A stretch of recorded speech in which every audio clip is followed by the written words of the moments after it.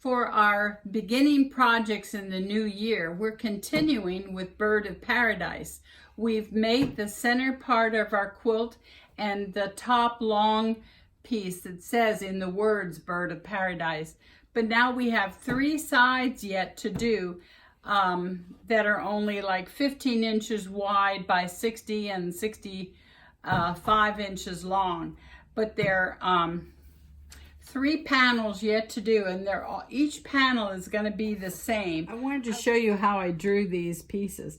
First of all, I had this Hawaiian pot holder that I bought in Hawaii several years ago, and I used that shape for the center part of this panel.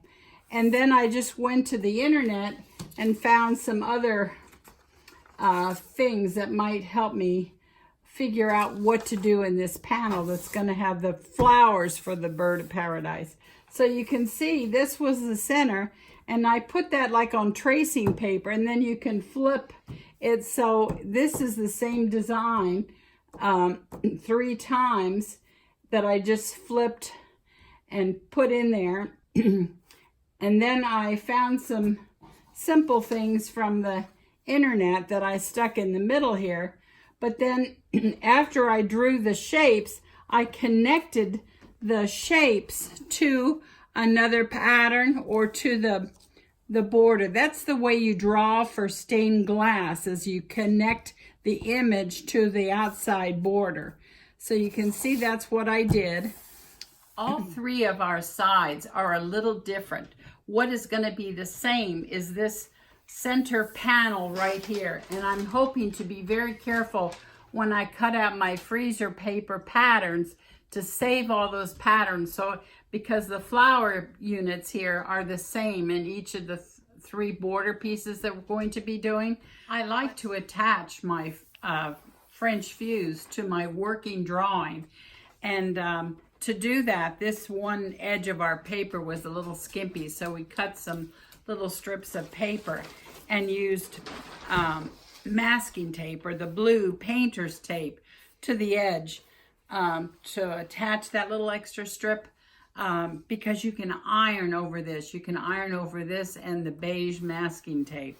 Okay, the first step in our project for building the sides of this quilt are to attach the French fuse to the working drawing. You see how we added this little extra strip here just so we'd have more room to tape this on. This way I can move with this. I can take it from my big table to my small table where I hope to work, or if I want to pack it up and take it with me on a retreat or something like that, I can do that with the French fuse attached to the paper. What we're going to do with this project is start right here in this middle. This is our whole working drawing that was copied onto the waxy freezer paper. So this unit right here is where I'm going to start building. Okay, for these 3 side units, I'm going to use the same freezer paper copy. I cut this out of the center of the whole drawing, and I'm going to put that on my bulletin board just so I don't lose those pieces. But this unit will be the same in all 3 sides. I can change up the colors. I'm going to cut this little border around the panel off and put that on my bulletin board to save that for later too, because the sequence to build this is to start for these inside pieces. I'll start cutting out all of these pieces, and all of the background colors I'll put on a stack of fabric for the beige background fabrics that I'm going to use. I'll be using a variety of different shades and off whites. And then in order to build this, I build the center unit first, then I build these big pieces all the way around, and then the last we'll add this inside border that will cover the edges of both those pieces and that.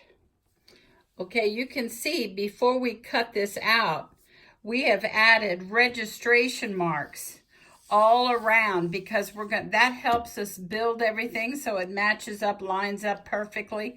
So be sure before you cut out your masterwork here that you do add registration marks. So then we'll build the background pieces first, those different beiges that we have in the background, and then we'll start building like this leaf and the different parts of the flower with many different colors on top. But that's approximately the order that we will build.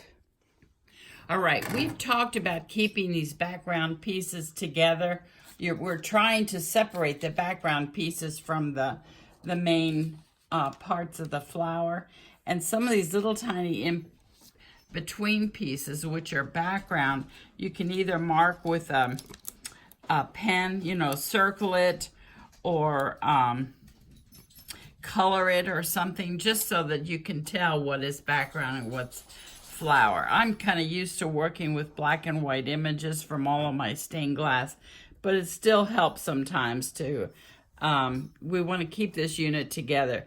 But by circling or underlining this with a different color pen, then we can find, tell which are the background pieces. Now that we've repaired our working drawing with the French fuse taped around the edges, we can pick this up, and we're going to move this to a smaller table, because right now I'm going to start right in here, and I don't want this, it's a nice sit-down job, so I'm taking it to a smaller table. I'm going to take this to my table within easy reach, so I don't have to move this again until I finish working on this center panel. All right, so now I'm going to start by just placing the background pieces down, and we've got them numbered, so that helps a bunch. All right, we've laid out just the background pieces on our French fuse, on top of the French fuse, and then we've made an assortment of beiges here. My thought is to have darker colors down below and then lighter colors at the top, like the flowers are reaching towards the sunlight and there's shadow underneath. Okay, the quick tip about working with something so tedious is break this down into stages.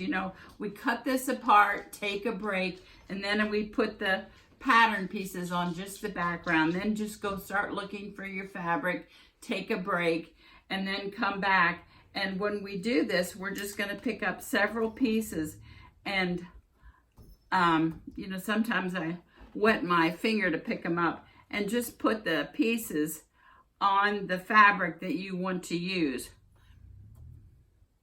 And then we'll take them to the ironing board, iron them down, take another break, and then we'll rotor cut them out, and then we can start building. But the point is, don't wear yourself out, is to take a break and look at your work and see if you're happy with what you're doing.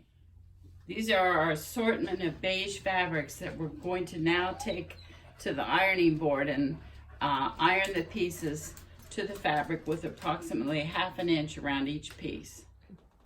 All right, so we've cut out our beige background pieces and we've placed them close to where they'll be. Now it's time to take a break, and next time we come back, we'll start building just the background.